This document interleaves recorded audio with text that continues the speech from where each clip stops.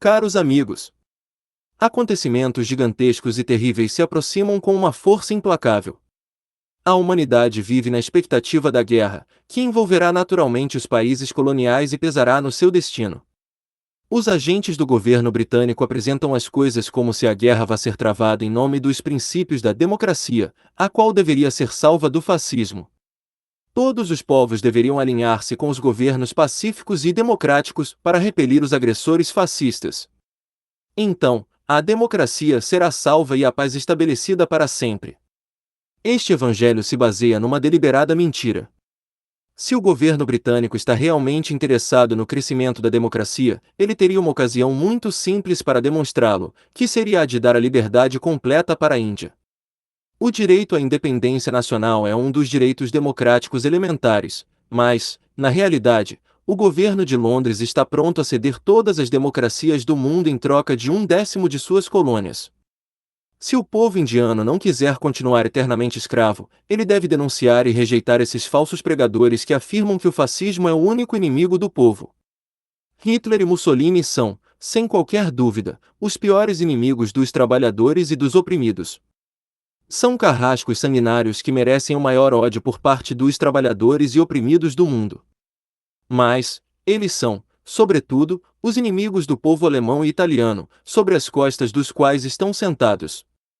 As classes e povos oprimidos devem sempre, como nos ensinaram Marx, Engels, Lenin e Liebknecht, buscar seu inimigo principal no seu próprio país, na forma de seus próprios exploradores e opressores. Na Índia, este inimigo é antes de tudo a burguesia inglesa. A derrota do imperialismo inglês seria um golpe terrível para todos os opressores, inclusive os ditadores fascistas. Os imperialismos se diferenciam uns dos outros pela forma, não na sua essência. O imperialismo alemão, desprovido de colônias, se veste com a terrível máscara do fascismo, com seus dentes de sabre na frente. O imperialismo britânico, porque possui imensas colônias, dissimula seus dentes de sabre por trás da máscara da democracia. Mas esta democracia só existe para o centro metropolitano, para 45 milhões de almas ou, de forma mais exata, para a burguesia dominante neste centro. A Índia está privada não só da democracia, mas do direito elementar à independência nacional. A democracia imperialista é esta democracia dos escravistas que se alimentam do sangue das colônias. O que a Índia quer é uma democracia para si, e não tornar-se pastagem dos escravistas. Os que querem acabar com o fascismo, com a reação e com todas as formas de opressão, devem derrotar o imperialismo. Não há outro caminho. Mas esta tarefa não pode ser cumprida com métodos pacíficos, negociações e promessas. Somente uma luta audaciosa e determinada do povo pela emancipação econômica e nacional poderá libertar a Índia. A burguesia indiana é incapaz de levar uma luta revolucionária. Ela é ligada em demasia ao imperialismo britânico, ela depende dele. Ela teme pelos seus próprios bens. Ela tem medo das massas. Ela busca um compromisso a qualquer custo com o imperialismo e engana as massas com esperanças de reformas vindas de cima. O chefe profeta desta burguesia é Gandhi, chefe fabricado e falso profeta.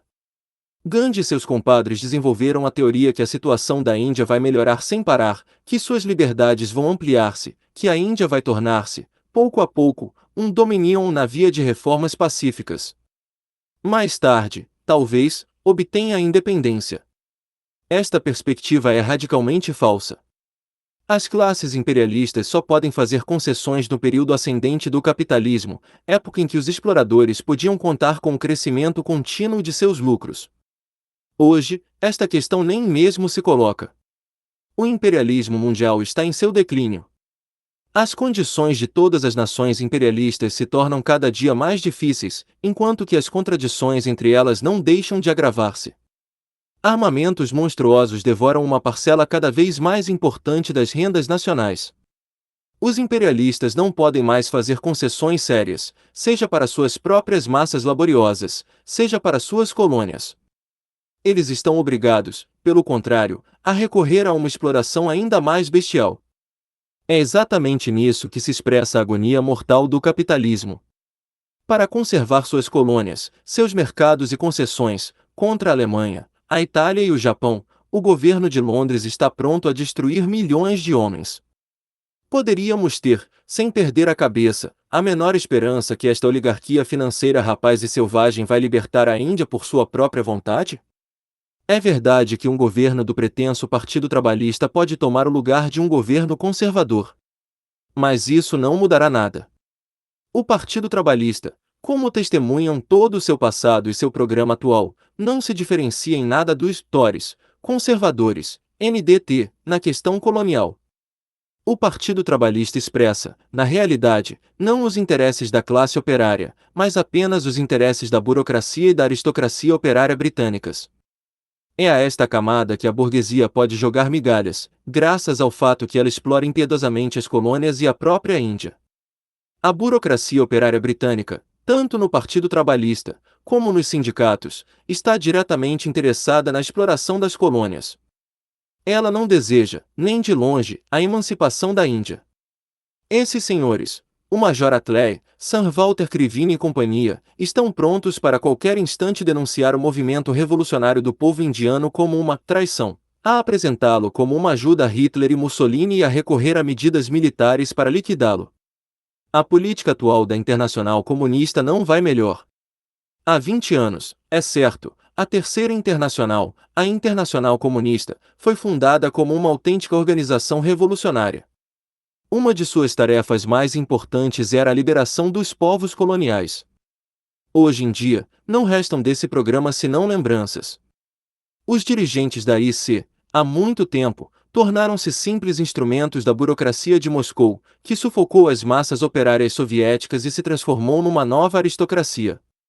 Nas fileiras dos partidos comunistas dos diferentes países, inclusive a Índia, há incontestavelmente muitos operários, estudantes, etc., honestos, mas não são eles que determinam a política do Comintern. A decisão pertence ao Kremlin, que não está guiado pelos interesses dos oprimidos, mas por aqueles da nova aristocracia que o ocupa. Em favor de uma aliança com os governos imperialistas, Stalin e sua camarilha abandonaram completamente o programa revolucionário da emancipação das colônias. No último congresso do partido, em março, em Moscou, isto foi abertamente reconhecido por Manuilsky, um dos dirigentes do Comintern, que declarou: os comunistas exigem dos governos imperialistas das democracias burguesas que eles decretem uma melhoria imediata, psíquica e radical das condições de vida das massas laboriosas nas colônias e que outorguem amplos direitos e liberdades democráticas às colônias. Pravda número 70, 12 de março de 1939. Em outras palavras, no que diz respeito às colônias da Inglaterra e da França, o Comintern passou para a posição de Gandhi e da burguesia colonial conciliadora em geral. O Comintern abandonou completamente a luta revolucionária pela independência da Índia. Ele pede, de joelhos, ao imperialismo britânico que outorgue liberdades democráticas à Índia. As palavras melhoria imediata e radical das condições de vida ressoam de maneira particularmente falsa e cínica. O capitalismo moderno, declinante, gangrenado, decomposto, está cada vez mais obrigado a agravar a situação dos operários no próprio centro metropolitano. Como ele poderia melhorar a dos trabalhadores das colônias, os quais ele é obrigado a espremer todo o suco para manter seu próprio equilíbrio? A melhoria das condições das massas laboriosas nas colônias só é possível na via da derrubada total do imperialismo. Mas aí se foi ainda mais longe na via da traição.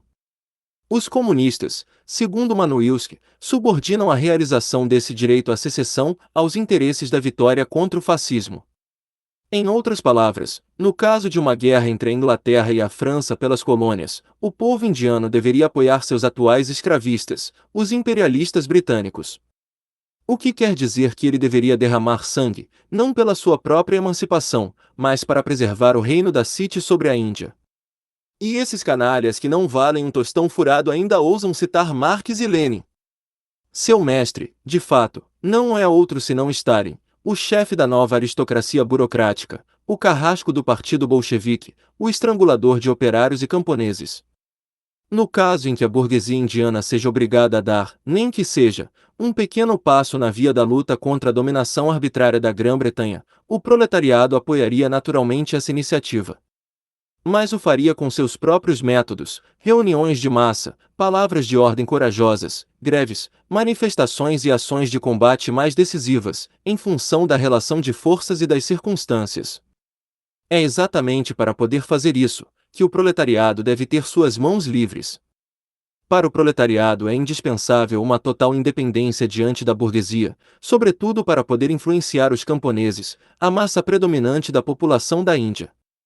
Somente o proletariado pode avançar um programa revolucionário agrário corajoso, levantar e reunir as dezenas de milhões de camponeses e conduzi-los à luta contra os opressores indígenas e o imperialismo britânico. A aliança dos operários e camponeses é a única aliança honesta e segura que pode garantir a vitória final da Revolução Indiana. Os satalistas escondem sua política de submissão aos imperialismos britânico, francês e americano, com a fórmula da Frente Popular. Que zombaria para o povo! A Frente Popular não passa de um novo nome para a velha política de colaboração de classe, de aliança do proletariado com a burguesia. Em qualquer aliança similar, a direção acaba inevitavelmente nas mãos da direita, isto é, da classe dominante. A burguesia indiana, como já indicamos, quer uma boa negociação, não a luta. A aliança com a burguesia leva o proletariado a renunciar à luta contra o imperialismo. A política da coalizão implica patinar, contemporizar, alimentar falsas esperanças e engajar-se em manobras e intrigas vãs. O resultado dessa política é o aparecimento da desilusão nas massas trabalhadoras, enquanto os camponeses viram as costas ao proletariado e recaem na sua apatia. A Revolução Alemã, a Revolução Austríaca, a Revolução Chinesa e a Revolução Espanhola foram todas derrotadas como resultado de uma política de coalizão. É o mesmo perigo que hoje ameaça também a Revolução Indiana, quando os satalistas opõem a ela, sob o disfarce de Frente Popular, uma política de subordinação do proletariado à burguesia. Isso significa, na ação, a rejeição do programa agrário revolucionário, do armamento do proletariado, da luta pelo poder, a rejeição da revolução. Todas as questões dos tempos de paz conservam plena força nos tempos de guerra, mas elas terão uma expressão mais aguda. Em primeiro lugar, a exploração das colônias será intensificada de modo importante. Não apenas as metrópoles vão arrancar das colônias produtos alimentares e matérias-primas, mas vão também mobilizar um grande número de escravos coloniais, que vão morrer pelos seus mestres nos campos de batalha. Enquanto isso, a burguesia colonial enfiará seu focinho nas encomendas de guerra, renunciando naturalmente à oposição em nome do patriotismo e dos lucros. Gandhi já está preparando o terreno para esta política. Esses senhores vão continuar a rufar tambores. Devemos esperar pacientemente o fim da guerra, então Londres vai nos agradecer por nossa ajuda. De fato, os imperialistas vão dobrar e triplicar a exploração dos trabalhadores nos seus países e sobretudo nas colônias, para restaurar seu país depois da carnificina e as destruições da guerra. Nessas condições nem se coloca a questão de novas reformas sociais nas metrópoles, ou de outorga de liberdade às colônias. Cadeias duplas de escravidão, eis o que será a inevitável consequência da guerra, se as massas da Índia seguirem a política de Gandhi, dos satalistas e seus amigos. A guerra, contudo, pode trazer à Índia e outras colônias não uma escravidão redobrada, mas uma liberdade total. A condição para tanto é uma política revolucionária justa. O povo indiano deve separar o seu destino, desde o começo, do destino do imperialismo britânico. Os opressores e os oprimidos estão em lados opostos das trincheiras. Nenhuma ajuda para os escravistas. É preciso, ao contrário, utilizar as dificuldades criadas pela onda da guerra para dar um golpe mortal em todas as classes dirigentes. É por isso que as classes oprimidas e os povos de todos os países devem passar à ação, independentemente do fato dos senhores imperialistas usarem uma máscara democrática ou fascista. Para realizar uma tal política é necessário um partido revolucionário, baseado na vanguarda do proletariado. Ele não existe ainda na Índia. A Quarta Internacional oferece a este partido seu programa, sua experiência e sua colaboração. As condições de base para este partido são: independência completa diante da democracia imperialista, independência completa diante das Segunda e Terceira Internacionais, independência completa diante da burguesia nacional indiana. Existem já seções da Quarta Internacional em países coloniais e semicoloniais, e elas progridem de modo substancial. O primeiro lugar entre elas pertence, sem dúvida, à nossa seção na Indochina francesa, que leva uma luta irreconciliável contra o imperialismo francês e as mistificações da Frente Popular. Os dirigentes satalistas, escreve o Jornal dos Operários de Saigon, a luta, de 7 de abril de 1939, deram mais um passo no caminho da traição. Tirando suas máscaras de revolucionários, tornaram-se os campeões do imperialismo e falam abertamente contra a emancipação dos povos coloniais oprimidos. Por causa de sua corajosa política revolucionária, os proletários de Saigon, membros da Quarta Internacional, obtiveram uma brilhante vitória contra o bloco do partido governante com os satalistas nas eleições de abril último para o Conselho Colonial. É exatamente a mesma política que devem ter os operários avançados da Índia Britânica. É preciso abandonar todas as falsas esperanças e falsos amigos. É preciso depositar nossas esperanças apenas em nós mesmos, em nossas próprias forças revolucionárias. A luta pela independência nacional, pela República Indiana Independente, está indissoluvelmente ligada à Revolução Agrária, à nacionalização dos bancos e trustes, ao lado de outras medidas econômicas para elevar o nível de vida do país e a transformar as massas laboriosas donas de seu destino. Somente o proletariado, aliado ao campesinato, é capaz de cumprir estas tarefas. Na sua primeira etapa, o Partido Revolucionário terá nas suas fileiras apenas uma pequena minoria. Mas, ao contrário dos outros partidos, ele prestará claramente contas da situação e marchará sem medo para seu grande objetivo. É indispensável criar grupos operários sob a bandeira da Quarta Internacional em todos os centros e cidades industriais. Neles, apenas os intelectuais que tenham passado totalmente para o lado do proletariado podem ser admitidos. Os marxistas operários revolucionários, totalmente alheios ao sectarismo que se dobra sobre si próprio, devem participar ativamente no trabalho dos sindicatos, das sociedades de educação, do Partido Socialista do Congresso e, em geral, em todas as organizações de massa. Eles continuam em toda a parte na extrema esquerda, em toda a parte dão o exemplo de coragem na ação, em toda a parte, de forma paciente e camarada, explicam seu programa aos operários e camponeses, aos intelectuais revolucionários. Acontecimentos iminentes virão em auxílio dos bolcheviques leninistas indianos, revelando às massas a justeza de nossa rota. O partido crescerá rapidamente e será temperado pelo fogo. Permitam-me expressar minha firme esperança que a luta revolucionária pela emancipação da Índia se desenvolverá sob a bandeira da Quarta Internacional.